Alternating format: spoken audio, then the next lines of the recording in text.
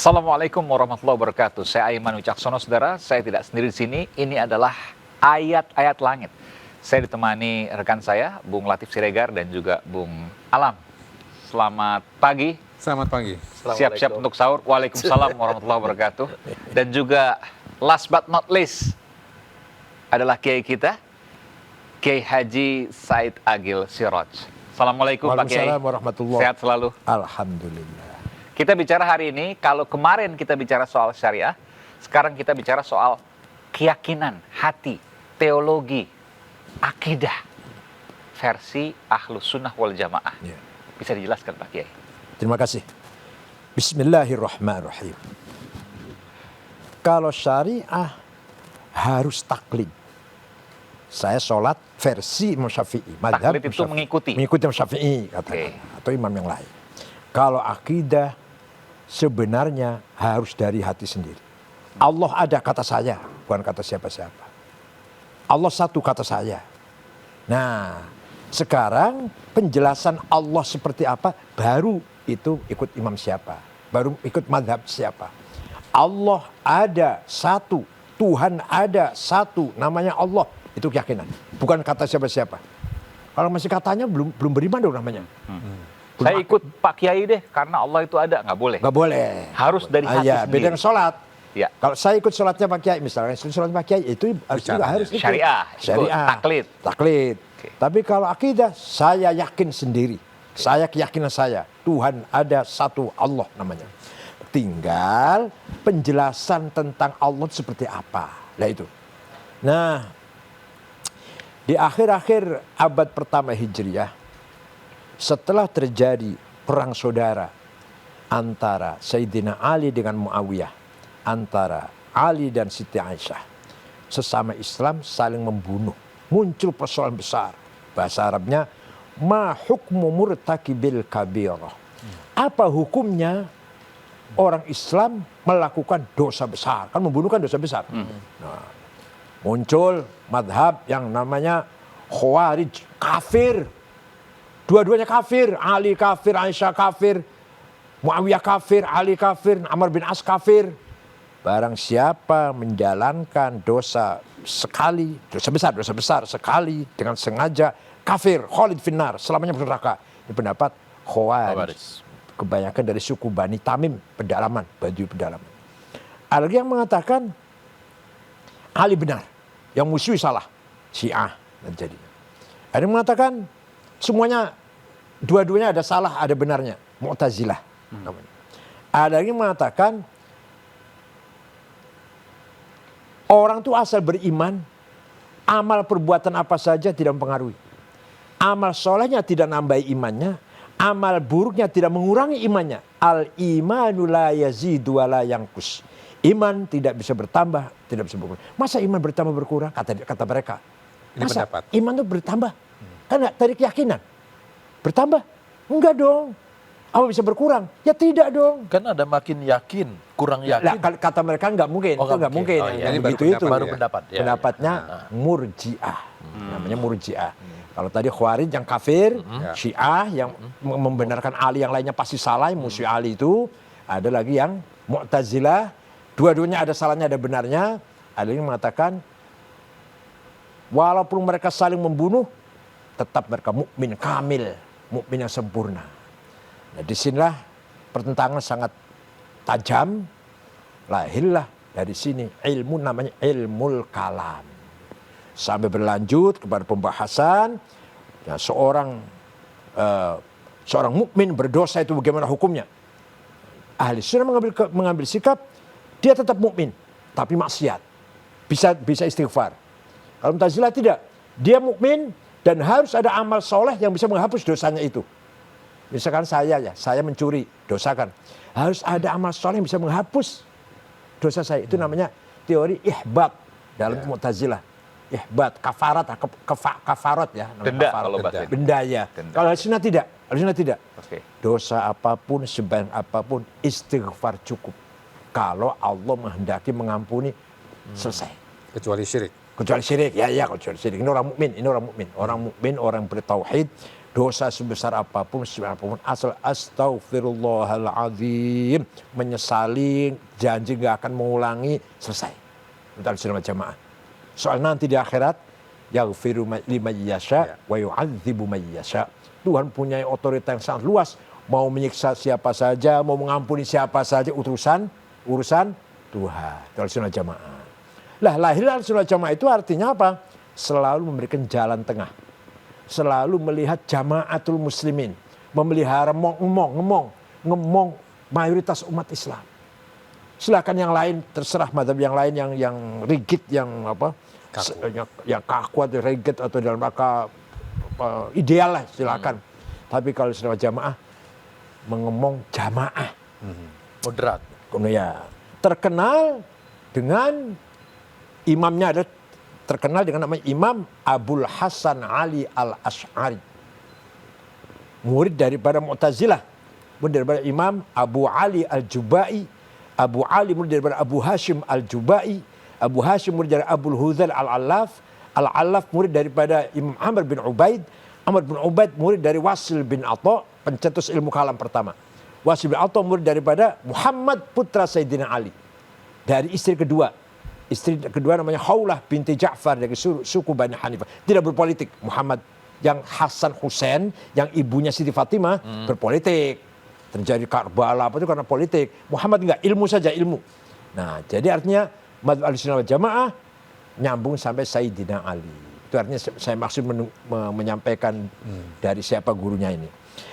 Imam Asy'ari selalu mencari jalan tengah dengan kekuatan ijtihad yang sangat luar biasa. Contoh, Tuhan punya sifat apa tidak? Sama-sama ini, semua sama-sama yakin Allah ada ini. Tadi sudah katakan. Ya. Dia yang perbedaannya bagaimana teori mempercayai Allah itu ada. Menurut Mu'tazilah, Tuhan tidak punya sifat. Tuhan tidak punya sifat. Kalau Tuhan punya sifat, pertanyaannya sifat itu qadim, azali atau baru? Tidak mungkin Tuhan yang zatnya itu qadim sifatnya baru.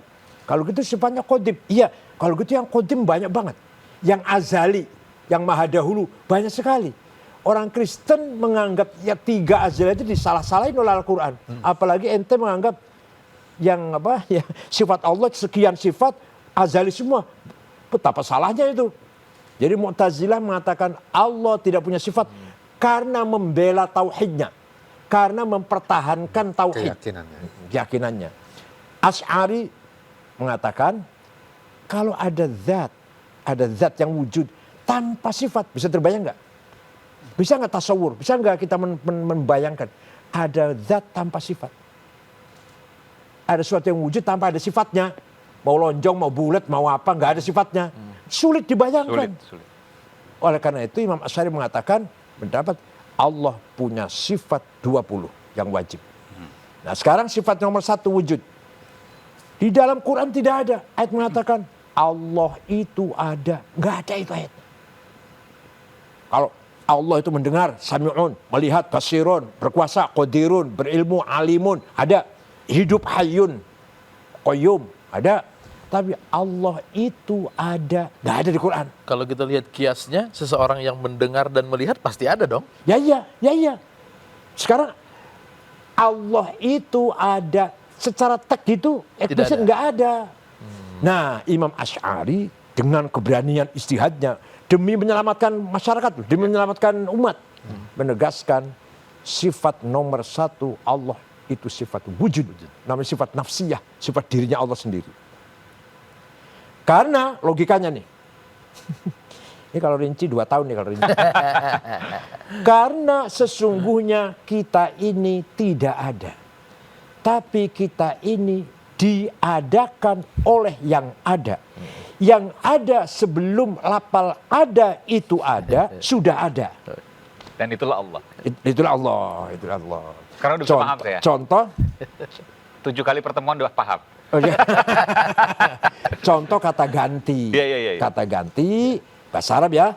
Ana, anta, huwa. Silakan dipakai kan? Siapa aja pakai boleh kan? Ana Said, ana Latif, ana Alam. Silakan. Aku Said, aku Khalid, aku Ahmad. Tapi nanti mati semua. tinggal anak satu yang tidak mati. La ilaha illa ana fa'budni. Tidak Tuhan kecuali anak. Jadi hakikatnya aku itu Tuhan. Bukan Said, bukan Latif, bukan Aiman. Hakikatnya aku itu Tuhan. Tidak Tuhan kecuali aku. Artinya la ana illa ana. Tidak ada aku kecuali aku. Aku yang lain udah mati semua, tinggal aku. Aku Allah yang ada. Yang kedua, anta. Kamu Latif, kamu Aiman, kamu Alam, kamu Said. Mati semua nanti. Tinggal anta sendiri mati. La ilaha illa anta subhanaka inni kuntu minadh dhalimin. Tidak Tuhan kecuali anta, kecuali engkau. Engkau Tuhan, engkau itu. Bukan engkau apa? Yang lain-lain. Bukan yang lain lah, yang lain. Begitulah huwa. Dia siapa aja boleh kan? Dia siapa saja kan? Dia Ahmad, dia Abu Bakar, dia Hasan. Mati semua, tinggal la ilaha illa huwal hayyul qayyum. Tidak ada Tuhan kecuali dia. Dia itu Allah. Bukan dia siapa-siapa.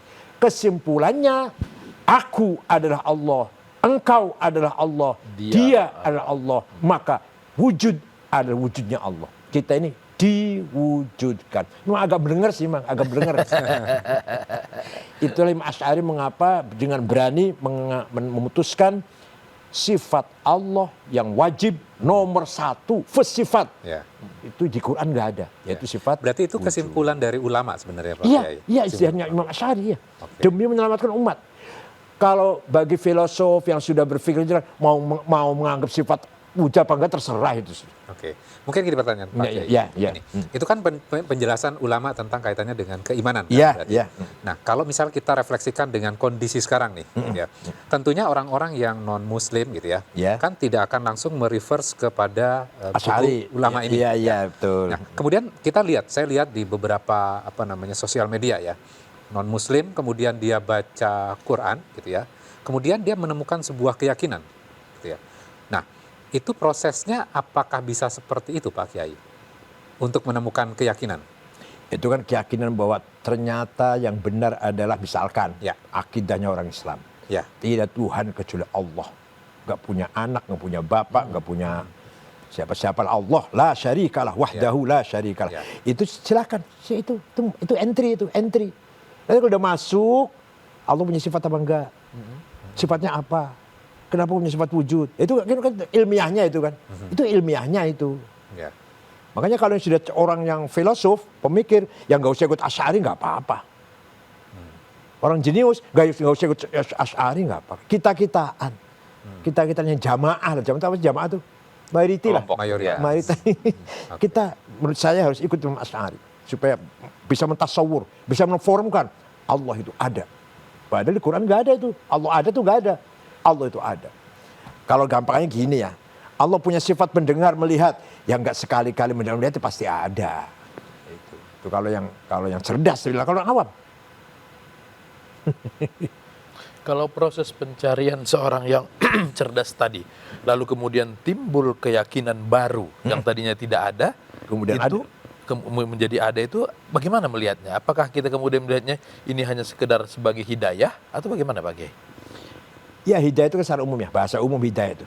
Yang jelas dia menemukan kebenaran. Kebenaran dalam keyakinan. Oh selama ini saya salah ya. Selama ini saya keliru ini, apa yang saya yakini ini. Ya. Tuhan kok tiga misalkan. Ya. Tuhan kok tiga. Kok ada Tuhan anak. Kalau gitu panjang lah. Ya. Ketika anak disalib kemudian 2 hari dalam kubur. Itu ayah atau bapak ikut disalib gak ya? Itu kan bisa begitu. Ya. Kalau ikut disalib berarti 3 hari nggak ada Tuhan alam ini. Kalau Tuhan Bapa ikut disalib, ikut dikubur dari Jumat sampai Minggu. Kalau gitu alam nggak ada Tuhan selama dua hari. Ya. Orang bisa aja berpikir gitu kan. Kalau Bapak tidak ikut disalib, berarti yang disalib cuma anak. Berarti yang Tuhan Bapak itu, anak bukan Tuhan berarti. Orang bisa berpikir begitu loh. Ya. Nah itu masuklah ke dalam tauhid Islam. Setelah itu baru mau berpikir Ya. Asy'ari atau Mu'tazilah, Allah tidak punya sifat, Allah punya sifat, sifatnya berapa itu kan. Tadi saya katakan iman sama. Tapi kalau sudah detail itu mulai beda.